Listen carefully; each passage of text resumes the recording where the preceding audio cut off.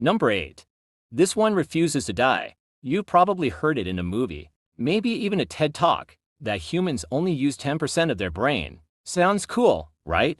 Like you're secretly a superhero waiting to unlock psychic powers. Except it's completely fake. Neuroscientists can literally scan your brain. And guess what? It's active all the time. Even when you're sleeping. Your brain is a greedy little organ. It makes up to percent of your body weight but burns 20% of your energy. If 90% of it was just chilling, evolution would have axed it centuries ago. This myth likely came from a misquote in the early 1900s. Someone said, "We're not living up to our potential," and boom, the 10% legend was born. But the real truth? Every part of your brain has a job. Even if you don't know what it's doing, it's working. So no, that unused 90% isn't waiting to give you telekinesis. It's just a myth that needs to go. Number 7. Every teen's heard it. Don't shave, it'll grow back thicker. Spoiler, it won't. Shaving doesn't change your hair's thickness, color, or growth rate. What it does do is give each hair a flat, blunt tip, like slicing a tree straight across. So yeah, it feels stubbly, feels rough, but that's just an illusion. Under a microscope, it's still your same hair. Scientists have tested this for decades, and the results are always the same, zero effect on regrowth. If shaving really made your hair grow back thicker, every balding guy on Earth would be shaving his scalp in desperation. But Jeff Bezos? Still bald. Hair texture, density, and color come from your DNA, not your razor. This myth survives because the regrowth feels more noticeable after that first shave. But it's not some magical transformation. It's just your hair growing back exactly how it always did, only now it's stubby. That's not biology. That's bad barbershop science. Number 6. This one's poetic and totally wrong. Lightning loves hitting the same place. In fact, it prefers it. The Empire State Building gets struck about 25 times a year, and that's not a fluke. Tall, pointy, metal things attract lightning like free Wi-Fi attracts college students. Lightning doesn't care about fairness or taking turns. It follows physics, and physics says, tall plus conductive equals lightning magnet. The myth probably stuck around because people wanted to believe in lucky escapes. Like, phew, it struck here already. I'm safe now. But nope. Tell that to Roy Sullivan, a park ranger. Struck by lightning 7 times, 7, he survived all of them, but his co-workers still avoided him during storms. Smart move.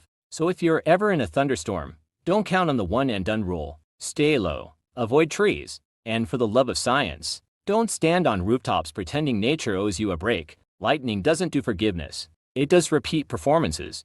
Number 5. You probably heard it. Drop a penny from the Empire State Building, and it'll punch through someone's skull like a sniper bullet. Sounds brutal. Also completely false. A penny is too flat, too light, and too floppy to become a murder coin. Here's what actually happens. It falls for a bit, picks up speed. Then air resistance kicks in. The penny starts flipping and tumbling, slowing itself down. By the time it hits terminal velocity, around 25 miles per hour, it's basically just an annoying flick to the forehead. No cracked skull, no blood. Just ow. Who threw that? Now if you drop that same penny in a vacuum, no air, no drag. Yeah, it could do some damage, but unless New York suddenly turns into outer space, you're safe. Fun fact, pens or nails dropped from high buildings are way more dangerous. So if you see someone loading up with office supplies on the roof, duck. But the penny? Total myth. Number 4. Every Halloween costume, every fantasy painting, even football teams. Horns on Viking helmets, right? Except, they never wore them, not in battle. Not at sea, not even for dramatic flair. That whole horn helmet idea, cooked up by 19th century opera costume designers. Yeah, really. In 1876, Wagner's Ring Cycle hit the stage, and the costume guy thought, let's give these Norse dudes horns. It'll look epic. And it did. Too epic. Everyone bought it. But in real life, horns on a helmet are just the perfect handles for your enemy to grab, or giant snag hooks for tree branches during a raid. Actual Viking helmets that archaeologists found? Simple, rounded, sometimes with a nose guard, designed to not get them killed. So why do we still draw them with horns? Lame pop culture. We've been running with that opera designer's fashion fantasy for over a century. But in real battle, Vikings weren't wearing horn hats. Just steel, and probably a lot of rage. Number 3. You probably heard the joke. He's got the memory of a goldfish. Translation? Dumb. Distracted, can't remember breakfast. But that's not just wrong, it's embarrassingly outdated. Goldfish actually have memory spans that last months, not seconds. Scientists have trained them to recognize patterns, navigate mazes, even press levers for food rewards. One experiment taught goldfish to associate a sound with feeding time, and they still responded to it weeks later. That's not memory loss, that's cognitive flex. So where did the myth come from? Likely from people watching fish swim in circles and assuming they're constantly surprised. But really, it's just what fish do. Swimming in loops doesn't mean they forgot what's happening. It means they're surviving in a tiny glass prison. Next time someone says you're acting like a goldfish, remind them these little guys can outperform toddlers in basic memory tests. The real memory problem isn't in the fish tank. It's in the rumor that just won't die. Number 2.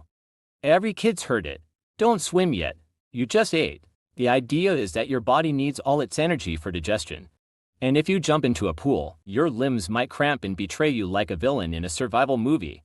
But here's the truth. Your body's not that fragile. Yes, your stomach needs blood flow to digest food, but it doesn't drain your arms and legs dry. Your body multitasks like a champion. Olympic swimmers eat between heats. Navy SEALs aren't waiting around after lunch.